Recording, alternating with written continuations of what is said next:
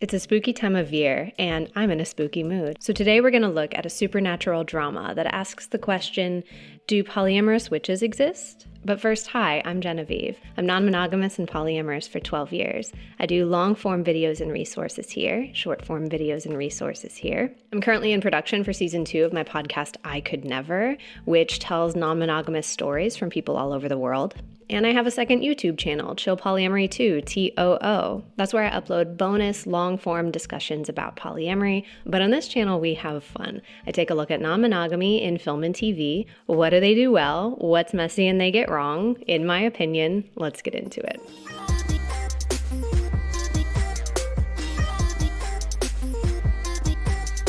I feel like the mood needs to be spookier. We're almost there. Okay, now we're ready for Halloween. The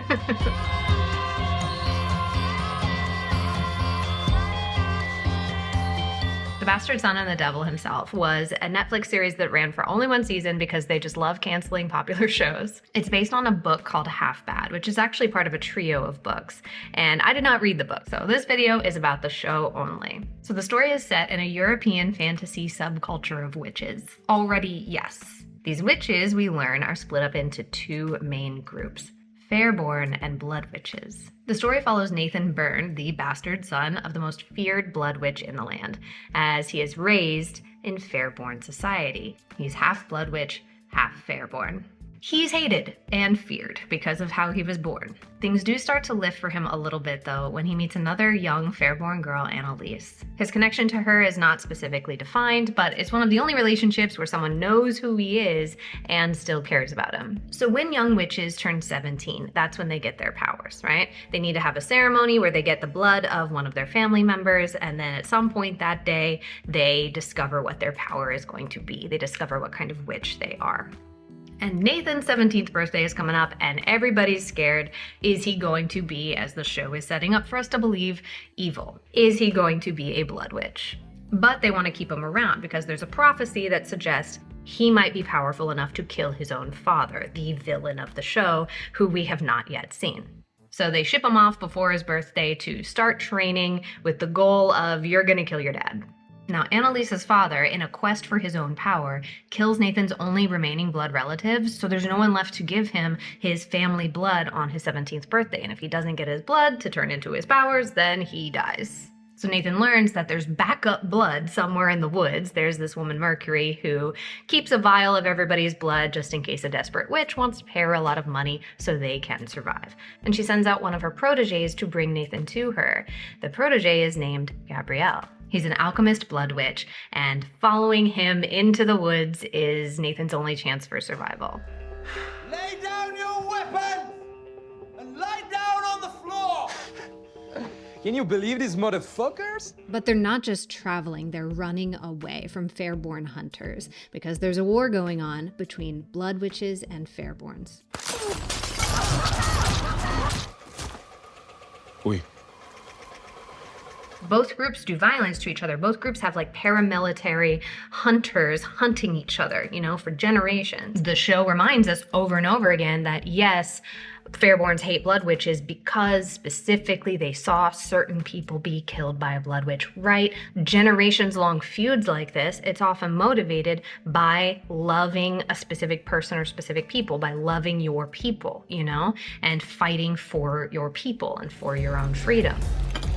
To the friends at our table. And our enemies in the dark. And the ones we love who hunts them. And Nathan and Annalise are kind of caught in between. They're not sure which side they're on. They're not sure who their people are. You are a blood witch, Nathan. By the laws of this land, you're not permitted to live within British borders. And we start out being set up to think that the Fairborns are morally good, that they are a force for light in the world. And yet they're very cop-coded, they're very authoritarian-coded. We were just following orders. Well, now they're following us. I don't know if I said this to any of you, but I love the uniforms. It's like Hitler Youth does paintball. And if you do wind up seeing the show, I'm gonna give a content warning that if like police violence or brutality is something you don't want to see, or that would be a bad time for you, you might want to skip over like the first 3 episodes, or maybe just skip the show altogether. And suddenly, as viewers, and through the surrogate of Nathan discovering that everything he's been told about the world is probably a lie, they push us to ask this question of, is there really a moral good and a moral evil? Because the people who say they're the good guys sure do some fucked up things. And then once Nathan and Annalise meet Gabrielle, they go into this underground sort of punk anarchist scene of blood witches, that they are actually the freedom fighters, that they are actually, you know, rebels trying to fight the cops and authoritarians that are the Fairborns. And it's not like the Blood Witches are just instantly the good guys either. The show's not going to let us off the hook like that, right? Because once some of these Blood Witches find out that Nathan is supposed to kill his dad, that that's what he's been trained for, well, his dad is their leader. They respect him, right? And so they start hunting Nathan. They start trying to kill Nathan because they want to protect Nathan's dad, right? It's complicated. And the power difference is very clear, because the Fairborns, they got tinted Escalades. They've got high-powered firearms, right? They are funded. And the Blood Witch hunters, they are often on foot, using bow and arrows. We see them in the woods in rural places, living in relative poverty, right? So yes, there is a feud where neither side is like the good guy, and the power difference is very clear of who is the one doing most of the abusing to whom. And there's a whole lot I could say about this narrative choice. I do want to stay on track because we're talking about non-monogamy today. But the reason I bring up all of this is that the whole show is about questioning norms, about rooting your choices in your own experience, rooting your assessment of the world based on your own experiences with it, and not just going along with what you're told is true. And with the show stripping the easy answers away and making us question everything, you know, I really appreciated that, because that also reflects a queer experience, you know, or a non-monogamous experience of thinking like, oh, I don't belong in this straight or this monogamous world, so I'm just going to go to the other side, right? As if there's only one other side, a binary of 2 options, right? And then maybe some of those people aren't your people either, you know? And then it can be very confusing. It's like you're not necessarily straddling 2 worlds. You could be exploring this complexity of like dozens of different options of where to go, or who to love, or who to feel safe with. So underneath this journey to survive and this tension about a prophecy, right, is really following Nathan as he forges a new world for himself. So together, Gabrielle, Nathan, and Annalise embark on a journey, and it is these 3 characters that are the focus of the non-monogamy question. So is it non-monogamy? The short answer is yes. The long answer is yes, but. So for the first half of the show, we're seeing Nathan's struggle within the Fairborn society and his relationship with Annalise being the one saving grace. So Annalise and Nathan are romantically involved. Like, there is no question to that. We even pretty uncomfortably see them have sex. And as a side note, I get so creeped out when shows will have intimate scenes with characters who are supposed to be teenagers. It's like, yeah, the actors are older, and I guess in the UK where this was made, age 16 and 17 are of the age of consent. Like, okay, technicalities. You're doing a softcore scene with characters who are kids, right? Like, I don't want to see that. Like, it's weird. Y'all are weird. I don't know. Anyways. Even with Nathan and Annalise being transparently romantic, there's still a blurriness of who they are to each other. Oh, please, for the love of God, finish a sentence. We're not really boyfriend and girlfriend. I don't know what we are. Okay, that wasn't worth the wait. The minute Gabrielle shows up, whole mood change. Feels like it kicks into gear. And like, it kind of reminded me of like in Aladdin, when we're getting to know Jasmine in Aladdin and it's a certain mood, and then the genie shows up and now it's a big energy change. Like, that's Gabrielle.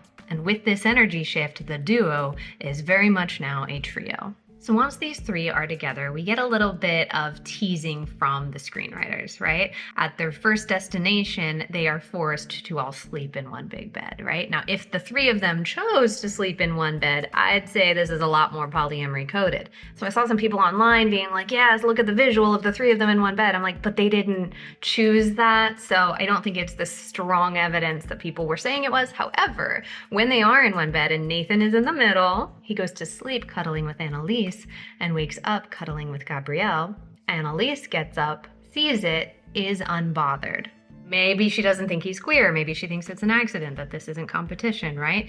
And if they had committed a bit more to like leaning into explicit queerness at this point, then we'd have a clearer answer on if she would be fearful or if she would not want non-monogamy, right? Like, but she's unbothered. That is in the text, and that is not lost on me. Because I think a lot of monogamous people, even if they know their partner is not queer, might still feel some type of way at seeing them be close or affectionate or intimate with anyone. And once they're all together amongst blood witches, in a sense, roles have reversed with her and Nathan. Like, she's a fairborn amongst all blood witches, and she's the one who kind of has to downplay or hide who she is in order to survive. So I was thinking she was going to rely on Nathan for emotional support around that, because she knows he knows that experience. But several times we see her looking to Gabrielle and leaning on Gabrielle. And as far as the show tells us, Gabrielle is gay. He's not interested in Annalise for, romance or sex. But they start to have their own close dynamic separate from Nathan, right? Where Annalise is stressed and Gabrielle tries to comfort her or reassure her or offer her a joint. When the blood witches around them hunt down a fairborn person and kill them in front of her, she's standing between both men and holds hands with Gabrielle for emotional support. And so I was a big fan of them showcasing their non-romantic, non-sexual connection as being significant, as being worth dedicating screen time to.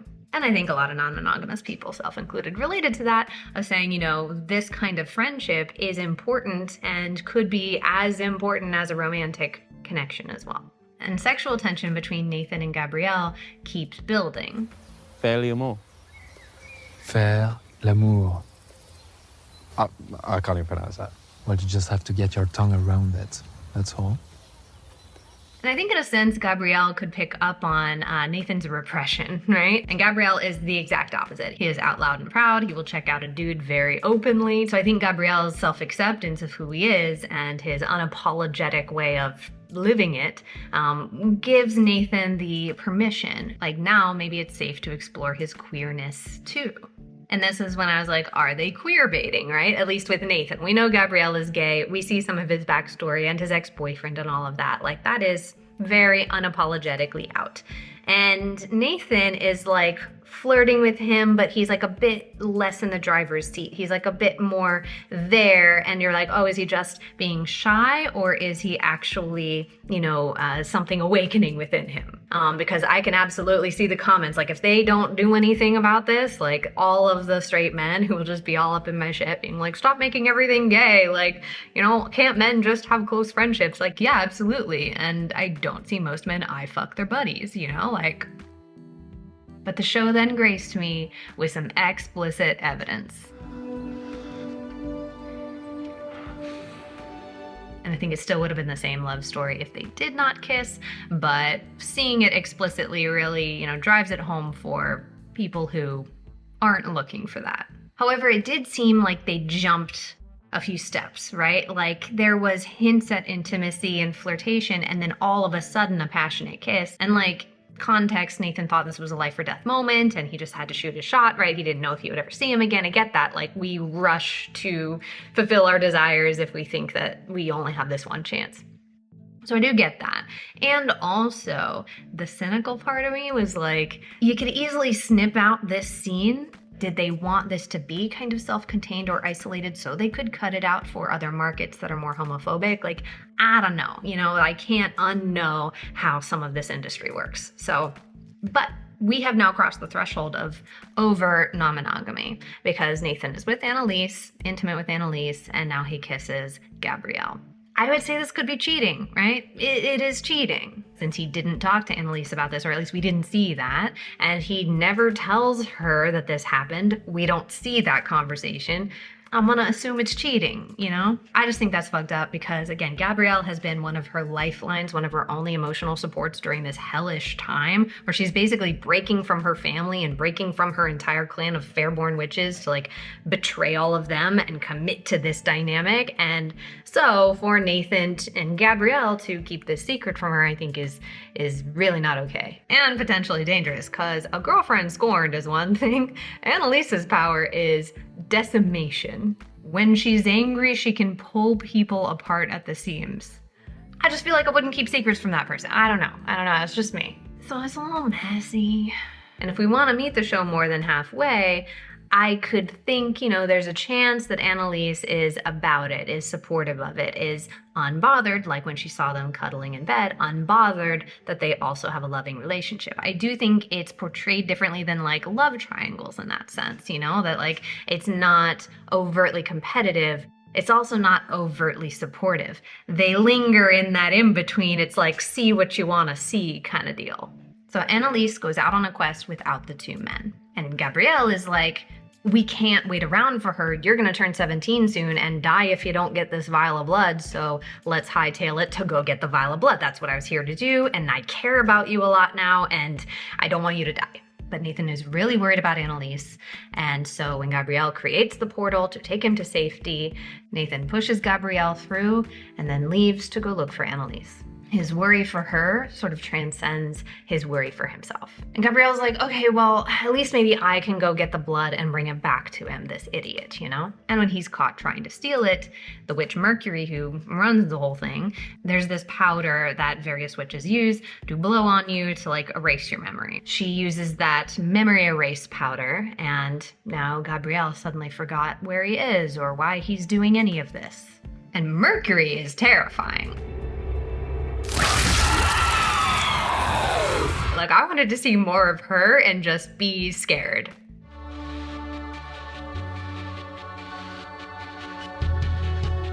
Gabrielle carries around a book from his childhood where he puts the name of everyone who's been important to him because he doesn't want to forget them. So he's got this erased memory and he looks at his book that has all of the names in it, right? We assume he's done this a million times. And now all of a sudden his love for Nathan is so strong that just seeing Nathan's first name there brings back all of the memory and all of the love for him, right? And like, I love that in premise, but he couldn't even remember his own parents, right? He couldn't remember his own parents' faces. All of the memory of them is just kind of like blurry, hazy, you can't see their face. But his love for Nathan is even more powerful than that somehow. I don't know, it just felt like a bit of a stretch. So they speed things up. Again, like, these plot points I think could work if you had more time to flesh it out. Like, I just really feel like the last episode and a half is just rush. I don't know if this was originally written as like a 12 or 15 episode series and they chunked it down to 8, but like, you're going too fast. You're pulling a Game of Thrones season 8 on us. For example, the Blood Witches that had been hunting Nathan, they track him all across Europe and they finally find him, and then he just gets to walk away. And bro can't be more than like a few meters from them, and they're like, whoops, oh well, I guess we lost them, let's go home. So yeah, stuff like that, they're just trying to do too much in too short amount of time. It all felt not fleshed out, and so therefore contrived. And Gabrielle quickly finds his way back to them, and I feel like this vial of Nathan's blood was always supposed to be a MacGuffin, was always supposed to be like essential to the plot, but meaningless in and of itself, because immediately there's an accident and the blood vial breaks and all of that was for nothing. But like, all he needs is a drop of it, right? Like, keep the bloody shirt and like lick some of the blood off of it, right? Like, I didn't, like, if you're gonna want this moment to be devastating for me, you're gonna have to do something that I don't immediately think of a solution to this problem. And so everything builds towards a climax where Nathan's dad, the leader of the Blood Witches, and Annalise's dad, the leader of the Fairborns, are going to a final showdown. So Gabrielle, Nathan, and Annalise reunite, and as they are all walking into this situation, they confirm out loud, on purpose, their love for each other. I love you both too, all right? It is each person expressing love for both other people. And Nathan finally gets to meet his dad, who gives him his blood on his 17th birthday, so Nathan doesn't die, okay, problem solved. And he realizes he does not want to take out his father, and his father helps him understand a bit more about his own history, and he also wants to offer Nathan a chance to step up. So he gives him the opportunity to fight in his place. But Nathan is not strong enough on his own to take him out. We see Annalise and Gabrielle try to come help him. And throughout the show, we have seen Annalise pull people apart to rescue Nathan. But just in case we weren't yet buying that she loves Gabrielle too, she pulls apart her own father to save Gabrielle. The three would not have made it without each other, and we assume that they go into this new world as a trio. So ultimately, yeah, non-monogamy, right? Just explicit in the text. Polyamory, I could see an argument for it. A triad, I could see an argument for it, but I got to meet the writers a little more than halfway, right? Because they didn't have that conversation or those conversations. And yeah, I'm open to having a headcanon where they talked about it off screen, which brings me to the broader theme of the show in general, right? Like, I feel like their approach to showing relationships is a symptom of their theme everywhere else of blurring binaries. They are intimate, they are close, they are relying on each other, and there are moments of sexual expression, but it is not named, and there's a fluidity there, and they just kind of live in that undefined in between. There's no social script for this, right? That we're in a relationship, we are important to each other, and none of the predefined words or roles really fit what we're doing. I'm gonna venture out into this unknown with cute people that I don't know what we're doing, and it might be messy, but I can't do what I know exists, so I'm gonna go into this unknown. And so I absolutely as far as the entering the non-monogamous experience or exploring your non-monogamy, exploring your queerness, that feels like a parallel to the experience of the characters on screen, especially Nathan. But yeah, at the end of the day, I do think that the show was breaking down the romantic platonic binary, just showing the fluidity of love in between. And in doing so, that was in service to the broader themes of breaking down the moral good, moral bad binary and showing we're all some shades of gray, right? And it was really a shame that they don't have a second season, because I wanted to see, are they going to commit to the bit? Are they going to go harder and really show us a triad on screen, or are they going to cop out and do more of a love triangle like every YA fantasy has done before this? So is this non-monogamy? Yes. Is not the non-monogamy I hoped it would be. And it's not the non-monogamy they definitely could have shown. Anyway, what did you think? Did you like the show? Did you relate to people? Did you get frustrated by the ambiguity of it all? If you want to help me out in the algorithm as I'm a tiny channel trying to grow, you can leave some words in the comments below. That helps a lot in telling the bots that they should show me to more people. You can hit like, you can subscribe, all of that. And I also want to thank all of my patrons for making this work possible. Patreon.com/chillpolyamory. Thanks so much for watching, and I will see you next time.